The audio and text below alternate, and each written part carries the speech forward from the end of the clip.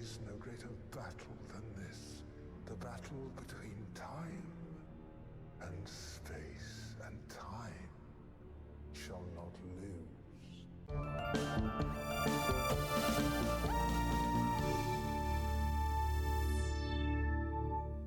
Welcome to Tardis Talk, the weekly podcast where we discuss all things Doctor Who.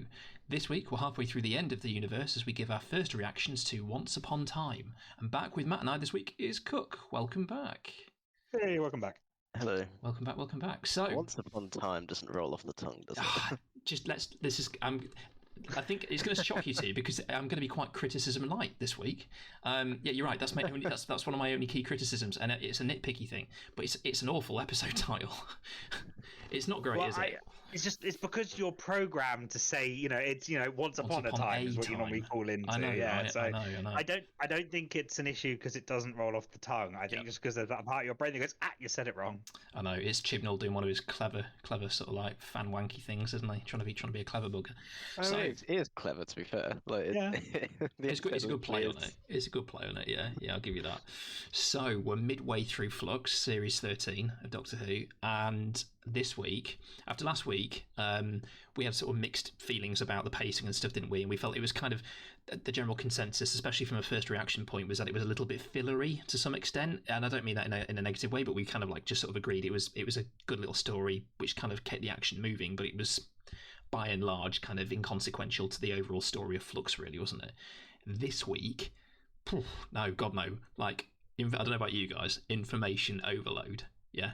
It was heavy duty, wasn't it? In a brilliant way, in a really, really good way. I think it just kept coming as well, especially even towards the end. Oh, just like, wow. Christ. Yeah, definitely. I distinctly right towards the end. I remember looking down at my clock going, they got 5 more minutes, and I'm still learning things. For once in a very long time, it caught me off guard. Doctor Who. So the fact that the end of the episode came round, because you can get a general feel as to when it's winding down, can't you? And when the TARDIS rocked up and they were taking Minda home, I kind of sensed at that point we were running out of time. But I was thinking, wow, do you know what? I genuinely thought this has only been on for about half an hour. The pace it's been running at. Actually, I don't know how. I thought it had been going on for ages. Yeah. Oh, really? So at the same time, I could have kept watching. I know, right? So Crazy. But maybe that's just because of the amount of information being thrown at you at once. But yeah, that's it. In terms of the story, it's kind of hard to gauge or to sort of identify what the actual story plot was this week. But you could kind of sum it up, especially on the first reaction. We finished watching it about 20 minutes ago, or 15 minutes ago rather. So basically, the Doctor threw herself, Yaz, Vinda, and Dan into a time storm to avoid them all taking the full. Well, to avoid Yaz and Vinda taking the full brunt of this time energy, which ended up with them basically jumping through their own timelines at different points, including the Doctor, who got to witness some of her shrouded past. That's a kind of decent enough summary, isn't it, for it, really? Yeah, I think so. Yeah, okay, cool. So, obviously the side effect of that was the main focus was the Doctor's past, which revealed a little bit more about the division. It revealed a little bit more about Swarm and Azure, a little bit about time itself. And then we had these little subplots of kind of like Yaz's sort of stuff and Dan's stuff and Vinda's stuff, all kind of segmented around it. And I think it just worked brilliantly this week. I don't know what the magic... I was grinning ear to ear watching this episode. I thought it was fantastic. They had some brilliant moments in it. Really, really, really, really enjoyable. Some good surprises too. Tons of good surprises. I don't know what you guys thought about kind of like some of the shock moments. Should we just address the Daleks quickly? That was... that was left field. Oh, mama. I know, right? And out the blue as well. Very out the blue. Yeah, they clearly didn't want to be... They weren't that bothered about rolling out the actual props. I know. So slight quirk was that they looked... I couldn't work out why they looked a little ropey until about sort of 5 seconds into the shock of them, and they just looked a little bit blendery, didn't they? Yeah, By blender, I mean like the 3D modelling program. They looked a little bit kind of out of place with the real screen background. I don't know, but still beautiful to see them all, and the whole concept around them being there as well. The Dalek sector and this fugitives on the run from the Daleks. It made it very threatening to see. There was loads of them, wasn't there? Oh yeah, Yeah, and yeah. Cybermen as well. There was massive swarms of Cybermen. That was brilliant to see all those Cybermen. Absolutely fantastic. Love that as well. And that was great. And that bit of dialogue later on. I mean, effectively, we're talking about a brand new character here, aren't we? In the form of Belle, played by, I want to pronounce her name right, I think it's Stadia Graham. I'm in love. She's fantastic. Great actress. Brilliant character, you know, and that little twist at the end, finding out the character's pregnant. I think that's just, and I thought she was talking to like her. I was going to make a joke in this about her being obsessed with her pet Tamagotchi. Turns out it's actually a baby. Monitor. Yeah, it's like she can in the future you can talk to your baby through like a baby monitor. Oh, which is brilliant. I thought that's well clever, you know. And I agree, and I really love the character. I really liked the story they set her up for. I like the fact we got drips and drabs about what she was doing, what she's up to. I really didn't like the open. Did you not? I know I didn't. I have real big problems, as everybody knows, because I've mentioned a few times, with being spoken at for minutes at a time. Ooh. And sadly, a lot of her scenes were her talking over the top of what was going on, as opposed to showing or interacting. And that's the bit I have fundamentally problems with her scene, is that bit of, you're telling me everything that's going on. Oh, Give me an actual scene. I don't know. I have to disagree, because I felt it felt quite monologue-y in an exposition sort of way. Like, we needed to understand that this character was on the run, and to do that, she was kind of like, it was almost like a diary. So she was kind of like recounting kind of like where she is and what she's doing, and we need to get an understanding that, you know, only a few of the remaining species in the universe are obviously going to be the Cybermen and the Daleks and the Sontarans. And once, twice, maybe, but every single scene she was in, and it really didn't sit well with me. I don't know. Okay. My best scene with her was the Cyberman attack, where she didn't do much. It was a conversation, an action scene. Oh, she kicked ass in that sequence. And again, I want to also put all of the, you know, if I put all of the exposition to one side, her on screen is fantastic, and her scenes are brilliant, her acting's fantastic. I cannot. Again, I watch a TV show to watch it, not listen to it. That's interesting. Cool. What did you think? Because that's an interesting sort of fresh take on that. I really enjoyed it myself. I did find myself thinking, why the hell do I care? Okay. Like, I don't know. I'm gonna see how that pans out, to be honest. But it was I found myself thinking that more towards the end, when it was like Vinder's home planet, blah blah blah. Because I kind of guessed that it was him that she was going to be looking. I did not make that connection. That's completely surprised me. That was my guess too. And now with some hindsight and thinking about it, what I would have done is I wouldn't have had her talking over the screen with clips going in the background. I would have had the occasional shot of her talking to a hologram we can't see, and then reveal Vinder at the end, and that's how I'd have done it different. Okay. Then it's part of the scene and doesn't feel so out of place. Okay. Well, maybe the opinion will change for either of us on the second watch, I guess. That's true. It just completely. I kind of get where you're coming from to an extent of when someone starts talking and you just feel like, oh, they're introducing another character and we need to get some exposition dialogue out of the way, blah, blah, blah. Maybe it was the shock factor of seeing those Daleks in that moment, and I suddenly thought, oh, hang on, this is pretty cool. You know, she's on the run from the Daleks and she's recounting her story to us and telling us everything. And then she does the same thing with the Cybermen, which is equally cool. Yeah. She wasn't on the run from the Daleks, though. They never saw her. Well, I think it's implied that she's, you know, if the Daleks had seen her, she would have been on the run from them. I think that's Matt's point. Like, they could have shown her actually evading Daleks and not just looking at them from behind a wall while they just bumbled past in the hundreds. Yeah, it did seem like a slight, maybe something down to the fact that they didn't actually have Dalek props on set at that particular moment. Weird they didn't have Dalek props. Do you reckon it's because they were kind of like filming in a woodland environment? Well, yeah, that's why they were floating slightly. You don't want to push a Dalek up a wooded hill. We've all seen what the Daleks look like in Remembrance of the Daleks when they're bobbling along cobbles. I feel like even the CGI from, what was it, the Stolen Earth, when they're going through the woods after Martha's teleported. That's what it reminded me of. Yeah. Even the CGI Daleks there were better, although there were only 4 of them. But come on, it's now 2021. They did. I tell you what surprised me about those particular Daleks, and we'll move on from this in a minute because it was only a tiny part of an otherwise massive episode with loads of stuff going on. I couldn't quite work out whether they were a hybrid of Time War Bronze Daleks mixed with the drone Daleks, because the eye stalks looked really funny. I'll have to go back and watch it again. It's probably just intern CGI. I don't know. Possibly, I'm not sure. I didn't notice anything. Okay, then they weren't on screen for a huge amount of time. Yeah, so it may just have been a bit fuzzy then.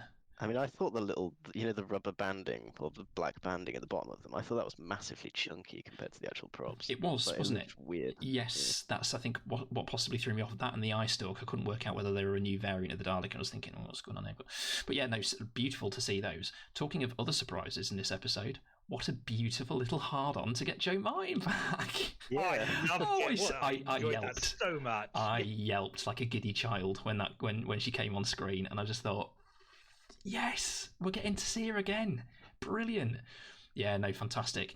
It threw me off. I think the clever thing about this particular episode, the thing that I loved about it so much is, and I've said this before with previous episodes of Doctor Who and different stories through many different eras, I love a good Douglas Adams take on sci-fi, where it's a bit wacky and a bit quirky, and it's not formulaic. It's not, here's an objective, achieve the objective, get to the end.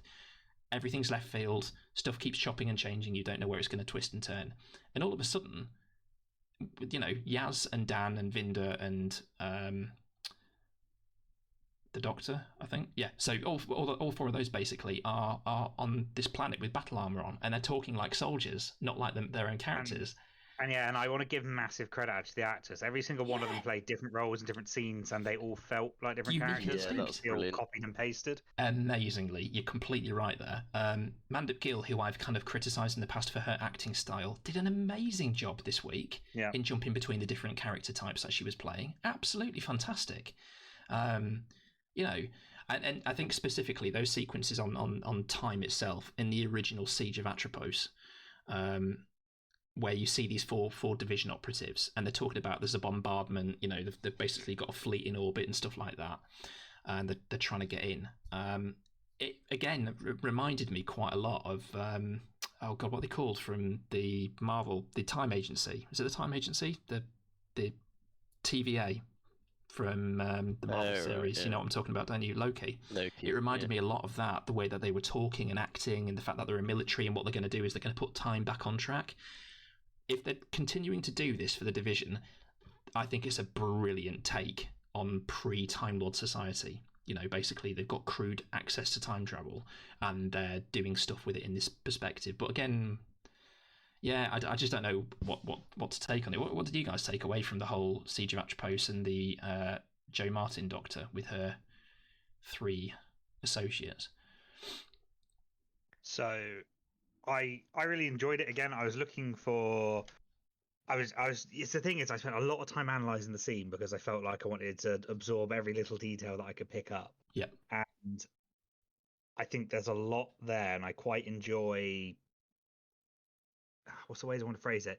Almost like leader or squad leaders, Jodie Whittaker's Doctor. There's something about that. She feels much more commanding in those scenes than she's done in her previous seasons. Yeah, definitely. Well, she was channeling Jo Martin's characterisation of the Doctor, wasn't she, to some extent? So that's possibly part of the... we said it before, Jo Martin's Doctor... isn't it? It is, exactly, yeah. And that particular character writing of the Doctor, you're right, she is written to be very kind of authoritative. And in control of the situation, whereas 13 is a little bit more aloof and fluffy and, like a wide-eyed child, which is kind of where the juxtapose is, I suppose. But yeah, you're right, I enjoy watching that perspective and seeing her performing like that. What about you, Cord? Did you appreciate all of that context? Yeah. I mean, as soon as she appeared in the mirror, that's just... beautifully done. Beautiful, wasn't it? From that point. Also, what I picked up on, actually, was when... Well, I also love the old version of Swarm. He's very... Yes, very cool. Boding. Very cool, yeah. But they seem to allude to time and the Temple of Atropos as being the division's secret. They did, didn't they? And I want to pick up on that in a little bit, makes me wonder if all the previous, known lore of how the Time Lords developed time travel is also different. Well, yes, exactly. That's something I'm going to mention in a similar way to the regeneration theories. Yes, they weren't. Yeah, no, that's it. I think there is one thing from the Siege of Atropos though, which I picked up on, and it's such a minor thing, but I feel like I have to talk about it, and there'll be another thing to talk about the same topic later on. But I'm going to very much be the fashion police for a second here. I had a big problem with the fact that they all had fantastic outfits, except for Jodie. Jodie didn't seem to be in any armor or anything different whatsoever, and It's because the Doctor wasn't back then either. But you pick it up. There's massive differences between, if you look at everybody jumped, apart from when the Doctor is materializing other people's time streams, they're on different outfits, different costumes. It all comes through really strong. There's a heavy environment role play to each of those scenes. She did it with the police officer Jodie's outfit. wearing a black coat. That's the only difference. Oh, I see. Yeah, I see. You mean maybe- specifically in this bit, yeah. But also, like Ruth Doctor wasn't wearing armor either. Though. She was That's just wearing true. She was wearing her own Yeah. clothing, wasn't she? Yeah. But Yeah. I also find that to be a disappointment because everybody else is, like I said, there's lots of strong identities in each scene, and that bit is the one bit that I picked up on that I kind of went, doesn't quite fit. Do you feel like there was a massive difference then between, there's a whole sequence within that CG Match Post bit where basically they're giving Swarm and Azure the lowdown, and they're basically saying to them, well, we've got your bang to rights, we've won. And the dialogue between Jodie and Joe is intermingling. Do you feel like there was a massive difference between the portrayal of the two characters to the extent where you could tell one was different from the other? Or are you talking purely it's just a visual thing? So the fact No, that... just a visual thing. Oh, I'm okay. purely talking about outfits. Like, again, characters fine, the acting was fine, the scene was really, really strong, dialogue really, really strong, but there's just something about the idea of everything had a really, really unique... Every scene had a really, really unique take on it, including with the outfits. And this one, something about that felt really off. Fashion, darling. And like I was going to say, and I am going to throw out there again that is such a nitpick. It does not take away from everything else, but it was so noticeable to me. I preferred Jodie's inverted coat to a normal one. Yeah, All right. Interesting take on the costume, isn't it? I suppose I saw a leak or like a script thing somewhere early in the week on Twitter that basically said they I don't know whether someone was taking the mic, that someone had heard that she basically said to the others, it's a highly irradiated planet, you guys need to wear special armor, I'm going to turn my coat inside out. And I thought, when I heard it back in the week, I thought, oh, that sounds like a very doctory thing to do, but apparently not. No, she's just inversing her coat when she switches to a different version of herself, which is pretty funny. But I like that whole sequence. Yeah, there's so I'm just trying to think because a lot did happen. So we had the Siege of Atropos bit. Excuse me. We had Yaz. So Yaz seemed to be the one who was intrinsically linked with the Weeping Angels in this episode, didn't she? It wasn't anything to do with Dan or Vinda. It was purely Yaz. Everything. Yeah. So talking about the Weeping Angels, they've had like a presence in Flux so far repeatedly, haven't they? And it kind of fits because they're temporal scavengers, aren't they? So the fact that they're here to pick up on the sort of the carcass of time, as it were, as it's all falling apart. I quite liked the inclusion of the Weeping Angels in those two strong sequences they were in. One in the police car, I thought that was quite cool, and then two, the whole video game sequence was brilliant. Yeah, and again, both were really unexpected. Like, again, I liked the darting around the car and it appearing in all the mirrors. That was beautiful. Yeah. But I didn't expect to see the Weeping Angel again in the video sequence game sequence. Sorry, likewise. That just happened. Yes, no, It's completely. very Don't get me wrong, reminiscent of what is it? The Time of Angels as well. Yes, yeah. When I'm they're, glad that but I'm glad they've established the lore and they're still keeping to it. But Yeah, it was yeah. just a bit where it was a conversation between the Doctor and Yaz. It could have easily ended there. That no, bam, we get this extra sequence with an angel on top, Which is brilliant. And it fits so well. I wonder if they were playing Edge of Time. But no, fantastically done. And then, of course, the cliffhanger at the end of the episode with the angel appearing in the TARDIS, which I just thought was fan-bloody-tastic. And they did something incredibly clever with the Weeping Angel that I wasn't expecting. Did it go for Yaz? No. Did it go for Dan? No. Did it go for Vinda? No. Did it go for the Doctor? No. It went for the TARDIS. How clever is that?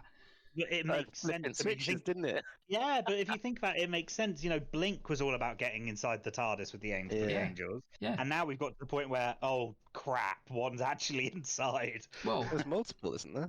no, there's only one. There's only one that came Is through. It was only one that came through the phone, and then it just started taking controls. But I love the fact that she used the line from all the way back from Blink as a little red herring, but twisted it slightly. Rather than the angels have the TARDIS, the angel has the TARDIS, and that was the closing moment of the episode, which was absolutely brilliant. Yeah, perfectly Yeah, done. There's another glorious cliffhanger as well. Oh, they are knocking that it out of was the park with the definitely- cliffhangers this year. I think that's one of my favourite cliffhangers, to be fair, out of the recent series.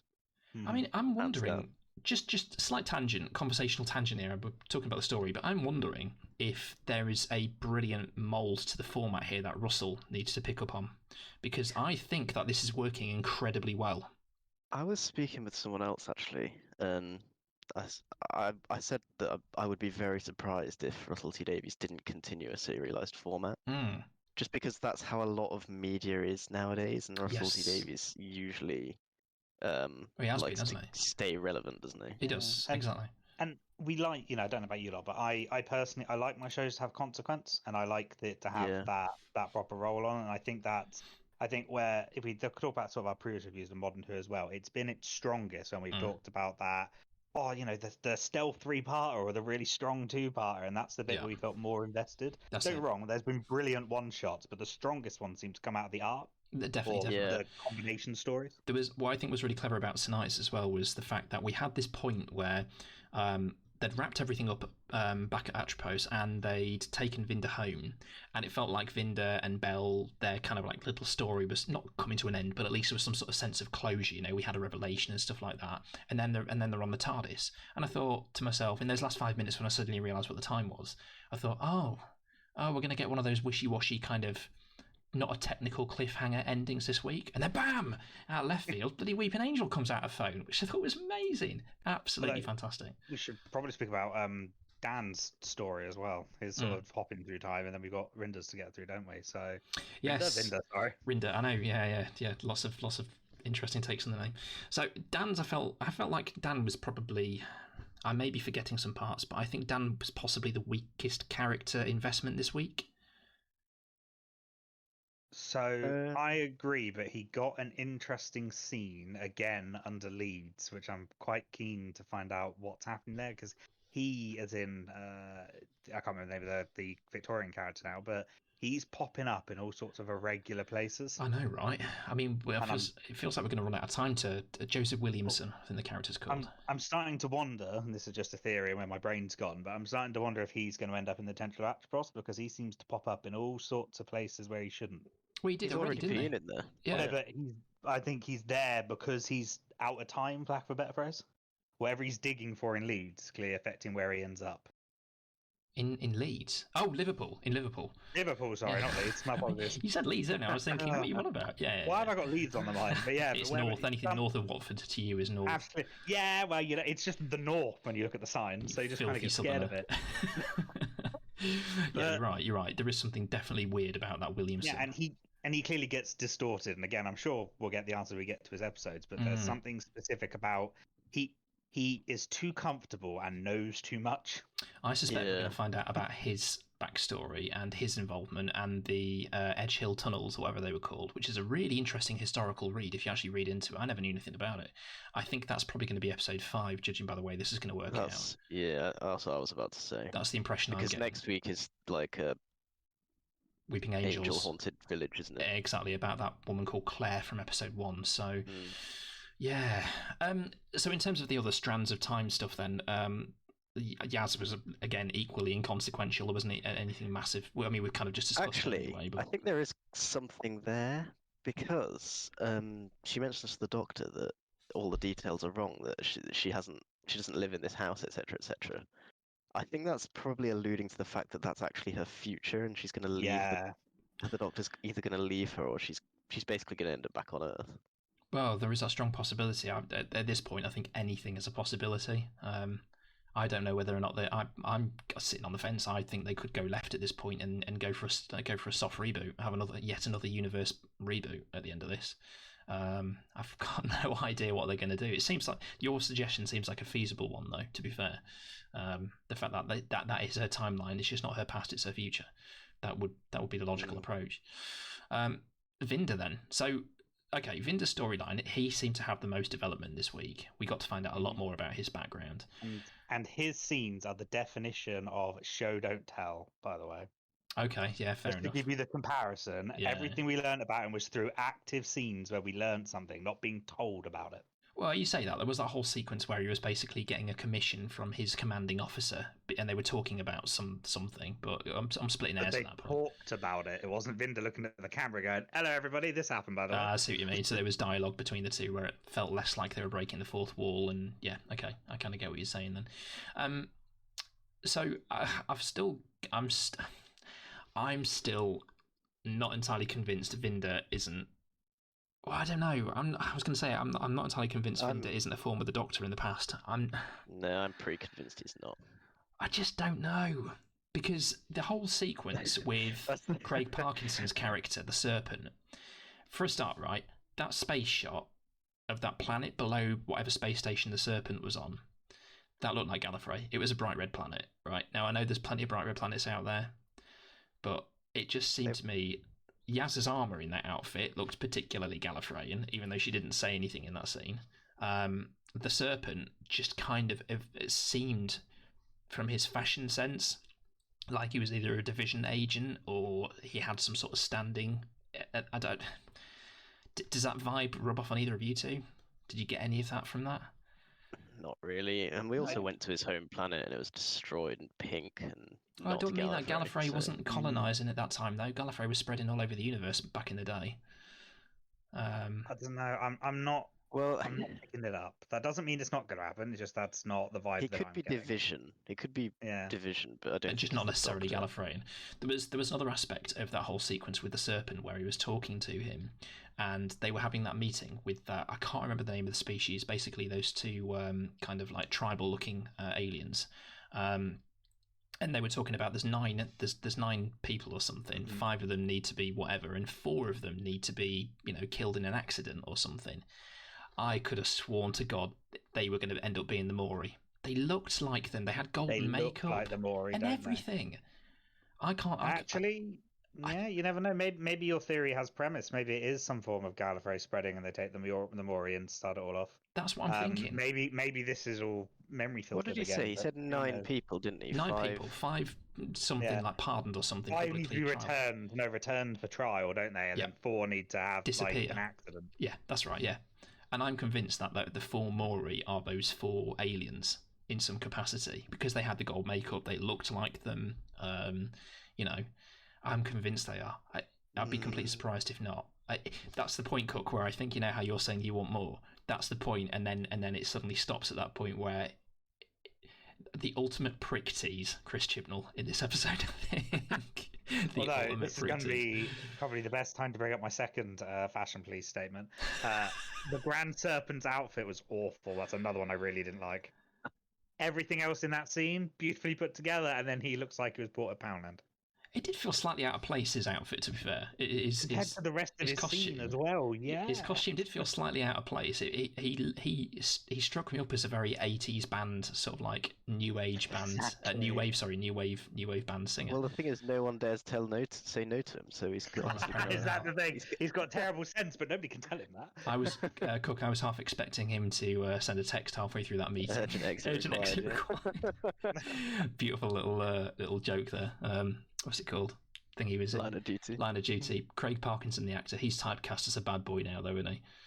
He's definitely been typecast, unfortunately.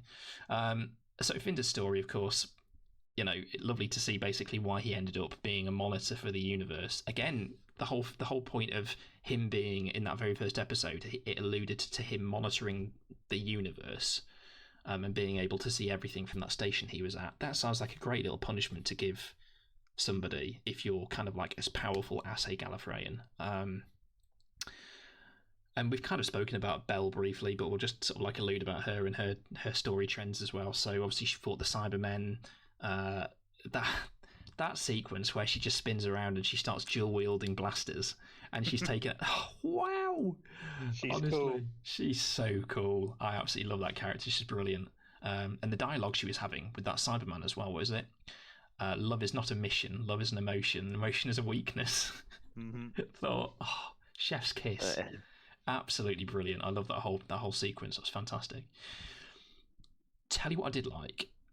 The concept that the flux doesn't just remove stuff, it just destroys stuff, and it'll leave like the skeletons of things behind. So we saw that beautiful CGI shot of planets just ripped up and scattered everywhere like a graveyard. Oh yeah, like something had been shot through it. It like had a hole in it, didn't it? Yeah. Amazing. So we're getting to know a little bit more about Flux now at this point, aren't we? You know what actually really intrigues me is this whole concept of time versus space. You beat me by like a second.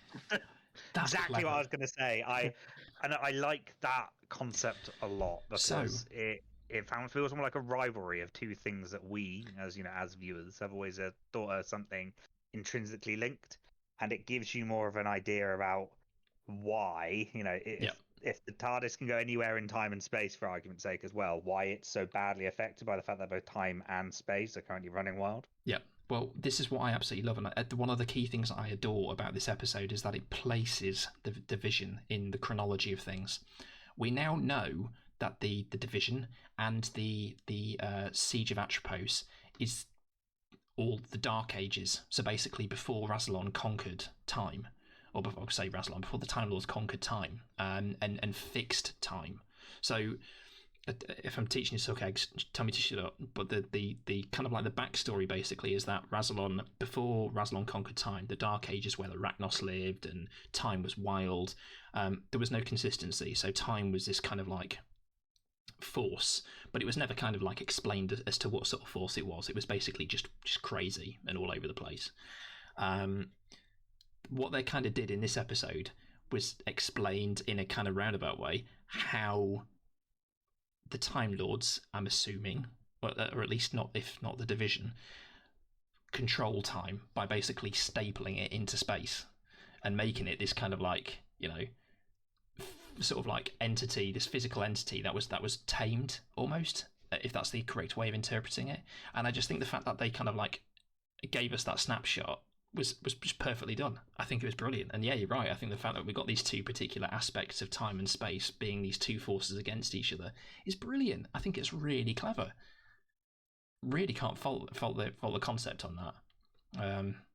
Yeah, I just think it's fantastic, and I'm glad that they're not basically kind of like, there was a lot of concern already, wasn't there, that classic Doctor Who was going to be retconned completely, but I don't think it is. I think it's being treated cleverly at this point, if that's probably the best way of putting it. I don't know. Does anyone? Is the whole Rassilon taming time effectively, is that actually mentioned in the show much though? In the past? Or is it just it's? I thought it was mostly expanded universe content. No. So to an extent, it depends on what you class as canon. Obviously, in the actual TV show itself, it's mentioned in, I think, the Deadly Assassin. So basically, how God, what's it called? The E-Space trilogy. So whichever one, basically, the vampires are in. I can't remember the name of it now, but that's mentioned because of the Dark Ages and the vampires from the Dark Ages, and you had the war against the Great Vampire. And the Fourth Doctor explains to Romana and Adric in that one, basically there was a Dark Ages before Rassilon conquered time where things were just crazy. And again, in The Deadly Assassin, they talk about like basically how Rassilon conquered time and kind of set it in stone. And in Big Finish, which I suppose is kind of canon, especially the Eighth Doctor related stuff, there's a whole story in there as to how Rassilon kind of basically created the time vortex and sort of like reined it all in and made it one kind of straight linear line, if that's the best way of putting it. So I guess in a kind of roundabout way it has been, but probably not to this extent. Yeah, I think you're right. I think a lot of the stuff is in the expanded universe content as well. But it's nice to see us going back to the Dark Ages and them doing some really clever stuff with it from a narrative point of view. I'm really happy with the way that they did that. Yeah, definitely. And it's to be honest with you, it's just given us loads more to kind of like, I suppose, wet our whistles, and we need more. We need more. We need more. There's no we other also way talk about that scene with that woman.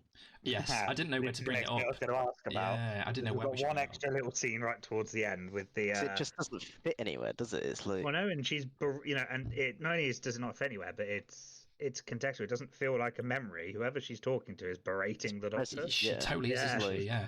Is she Rassilon? Is she Tecteun? Is she the Doctor from the future? The thing is, she's credited in the episode as a character called Awsok, AWSOK. Oh, okay. No, I didn't look that up. Awsok. No, I didn't. I don't know whether that's like encoded in some way, and it's actually Omega, but. Yeah, blimey, no idea. But yeah, you're right. That whole sequence, she seemed incredibly authoritative, didn't she? Like you would not mess with her. It was like being told off by your mum when you were a kid. It was very to the point, wasn't it? Yes, definitely. Sorry, Cole. That's why my first thought was that's probably Tecteun. That's what I thought. Because the outfit looked similar, didn't it? Like we got the whole thing in the Timeless Children about the hypothetically the stuff left in the Matrix as a message from Tecteun, and now she's just appeared and she's talking to her like she's a child. Like, yeah, possibly. Sort of bollocking her a little bit. Yeah, it was a very motherly kind of put down, wasn't it? The way she was speaking to the Doctor. But it was also like, I get the feeling that this person is the antagonist. Well, behind the whole thing. This is the thing, though. Is there really any antagonism behind it? Because she was implying that the flux is a poison, and is it because they're trying to flush something out, or is it almost like they're trying to just reset the universe? Right, because it was very clear around the fact of, this universe that you love so much, this being the key word thrown in that. But, right, exactly. And the other bit, though, is, again, if it is Tecteun, we're going down that theory a little bit further. No, by the sound of things, Tecteun is also the founder, or at least one of the key members of the division.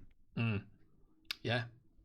Well, like in the flashbacks, when Tecteun became a man on the secondary generation, fucking hell, this is getting, it's getting away from us. They just refer us that. Yeah, Tecteun was there when they were going through that memory of the Doctor being indoctrinated into the division, basically. Indoctrinated. That's what I mean, but because this is what I'm trying to maybe allude to is, if the flux was great and it's got a purpose and it's all part of, let's say, a division plan, who's to say that she's knocked out? In that conversation that we're talking about, she felt very, very present. She could still be around.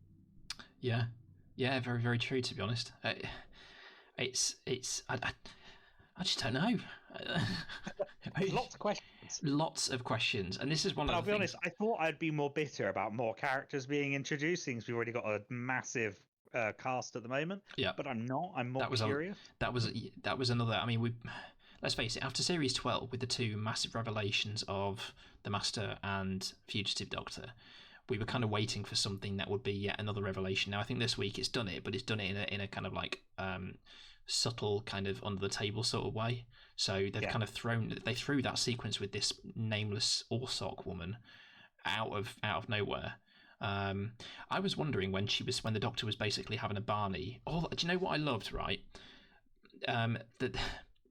the way that the Doctor was jumping between the different timelines as well was brilliant, like a ghost, and she was just floating around. I just thought there was something charming about that. I loved it.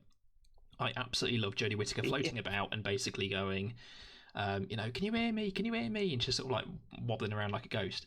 But it's specifically those sequences where she stood in front of the Maury, and they're like these three giant entities. I just loved that setup. I just thought it was beautiful. But no, the point where you get a moment where someone's literally and not just physically but imposingly dominating the Doctor. Damn right. It's very much, again, back to Marvel, which is where I can kind of see a lot of the interpretation for things coming these days, because let's face it, they are pretty influential in terms of media. That was very evocative of the Watcher, which is the big giant entity in the Marvel universe, which is the thing that sees everything, and that's kind of what it reminded me of. But no, I wondered, and I still am wondering, if the whole sort of sequence with her basically saying, no, I want to find out more, and them saying, it's damaging you, we can see it's damaging you, part of me is wondering whether that's going to lead to her regeneration. I don't know whether or not she's going to try and, through the pursuit of information, she's going to end up killing herself. 13. She does seem very desperate now, doesn't she? You will be at this point. And she just fobs Yaz off. Oh, that pissed me off when she did that again. But again, so I agree, by the way, horrible way to treat your friends no matter what. But I have to say, I quite like Angsty 13 too. Yeah. Again, she plays dismissive, flippant, annoyed much better than I've seen her perform in other performances on screen. I'm feeling comfortable to say now that I feel like Jodie Whittaker is the Doctor at this point. I'm feeling like she's established her character well enough, despite me not necessarily liking the characterization of this incarnation. I can now confidently say, yeah, this is the Doctor. Like, she's been in that kind of like moment of authority in some of her scenes, desperation. Oh, huge thing we didn't talk about. That whole sequence where she's running through her exit strategy in the opening moments, which is very evocative of the beautiful. 11th Doctor. That was brilliant. That was so clever. She's talking about everything's in slow motion, and she's talking about how she's going to get out of the situation. They did it with 11, didn't they, with the Duck Pond sequence or whatever it was. And I'm sure. Oh, Peter Capaldi. In Heaven Sent. Yes, Heaven Sent. When he's talking about and he slows down time, he's thinking about his strategy. I just think that's an amazing way of delivering a clever mechanism for getting out of a sequence. But what they did this time on top, and I know they kind of did it again in Heaven Sent, but I want to call out because I thought it was really good, is they still had... so in Heaven Sent, when he's falling, obviously he's literally falling out the window and down towards the water, and that's when he's having his whole slow down, think it through moment. Yep. But with 13 here... slows down. Exactly. but what I do love with this is you can still hear Azure and Swarm talking in the background. Yes. It feels very much in the present. Yes, definitely. That probably is why that's a clever mechanism for Azure doing the 5, 4, 3, 2, 1 countdown, because it seemed a bit out of place last week, but now we can see why she was doing that. I also editing props to the editors of this episode with the previously on Azure doing her 5, 4, 3, 2, 1 as they were doing through her previously. I thought that was just a nice, clever little touch. Oh yes, just to sequence the two together really well. I thought that was brilliant. Mm-hmm. Just to talk about Swarm and Azure, because and the whole passenger concept as well, with all of the lives from Atropos being stored inside those 4 bodies, and then just wiping them out. Swarm and Azure, I think, are definitely the best enemies in Doctor Who. Would I go as far as to say as ever? In a long, long time.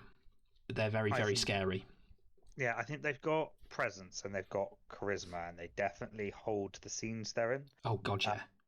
Like 100%. I don't know. I want a bit more time to answer whether or not I agree with that sentence that they're one of the best. Because again, it's not so much about what they do; it's also about how it ends. And I'm really there is that as well. Yeah. Before I answer that question, what sort of resolution do we get with them at that point? Yeah, you're very, very, very true. Very true. So super quickly then, we've spoken a hell of a lot about the plot and the fact that this was just a brilliant episode. In terms of visuals and the scoring for this week, again, I think the scoring was kind of like on par in terms of the soundtrack. I think that it was on par as how it has been. Very, very strong, very good. Some good iconic music moments. The Cybermen tune was back, which was brilliant. It had a couple of new riffs in it, which I quite liked. The Dalek theme tune, the new Akinola's new Dalek theme tune from Revolution, got another little sprint, didn't it, when the Daleks rocked up, which I thought was quite nice. Any particular moments that stood out for you, musically speaking, that is? Either of you in tonight's episode? There was one bit, I think it was towards the end, where it was like the motif that he's been using with 13's theme. Very, very slowed down and sort of melodramatic. But Yeah, nice to hear Fugitive Doctor's motif getting a sprint back as well when she was having her moment, which I thought was quite nice. And then the visuals as well, of course. I think, slightly ropey Daleks. Yeah, I think most of the CGI budget went into Halloween Apocalypse. I mean, I was going to say, because not only is it the ropey Daleks, I also don't like what I'll dub as time mites for the time being. I know they're referred to as mites on screen, but they weren't particularly interesting because I was kind of sitting about that, and then I thought to myself, well, hang on, how should they look?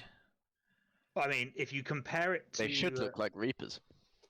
Well, yeah, that's not a bad shout. But also, if you compare Time Mites to Flux, the actual Flux event when it was on screen, anything. It just felt like there was a smidge too much. I kind of get where you're coming from. It felt like there was a smidge too much glow or contrast on the actual nano effect itself, which kind of it just bleached out, didn't it? The nano robots from Smile, just something a bit more like intelligent about their movements, if that makes sense. Oh, okay. They just look like I mean, I felt like they looked superimposed, but there was something charming about it for me. I kind of like I don't know. He didn't completely take it out. And then I think mid-2000s CBBS. I was going to say, because again, the problem that you got is when you set up like your big cosmic entity that's ripping through the solar system like Flux, you then, if that's your episode 1, you have to compare everything else against that for the rest of the season. Yeah, definitely. And don't get me wrong, it's a great episode. I enjoyed it. It went through really, really well. But to me, the time mites just weren't up there compared to the Flux event, which again is really a shame because the rest of the effects and the rest of the episode, bar a little bit of a smidge we talked about with the Daleks, was beautiful. Lovely backgrounds with the effects, everything. I did totally. Sorry, go on, Cook. This is completely unrelated, but I wish they'd ease off with the nomenclature a little bit, like time storm, time mites. Yeah. It's starting to feel a little bit cheesy. I suppose, but then that's all very evocative of the Davis era, which Chibnall was weirdly a staunch kind of. Oh, he was a fan. I'll twist it back on you then. So, what would you have called them then, Cook? Don't put them on the spot. We'll be here forever. I would not have named them. Just be like, look, blue things. But then we would have named them. That's the problem. Well, that's and I would have probably gone, oh look, it's the blue time cloud. so super quickly, just moving on then. So in terms of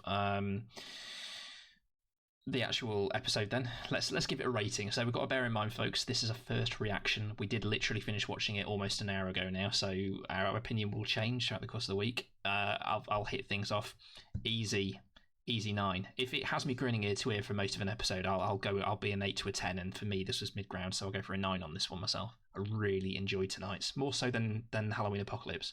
Cook, out of 10. A first 7. reaction, 7. Interesting. Okay, Matt, what about you? I completely agree with Cook. I think it's 7. 7. Wow. Okay then. Right. Fantastic. Interesting. Different opinions there, I guess. So super quickly. Next week, Village of the Angels. What are we expecting? It looks a little more down key than it has been so far, despite the fact it's Weeping Angels. It might be another filler. Possibly. Yeah, it may be. If it's it is annoying that some episodes are feeling like fillers when you've got something that's highly serialized. But I'm guessing they just had to. They had an idea for an episode about the Santarans, for example, in the Crimean War, and they just schlocked it in with the rest of stuff. No, completely agree. What about you, Matt? Thoughts on the next thing? I'm staying openly optimistic. I think that we saw again that we got alluded to the Angels when the Doctor's actually in the time storm, and I think they might be a little bit more connected. Whether they are coming to just feed off the remains as implied, or they are running potentially from the disaster themselves. I'm optimistic there's going to be something more behind it. Yeah, we shall see. I'm very looking forward to it. Everyone loves a Weeping Angel. So thanks for tuning in. Don't forget to like and subscribe on our Twitter, Facebook and YouTube channels, where we'll be bringing you new reviews and content every week. Join us next time for another episode, first reaction with Village of the Angels. But until then, it's a goodbye from us.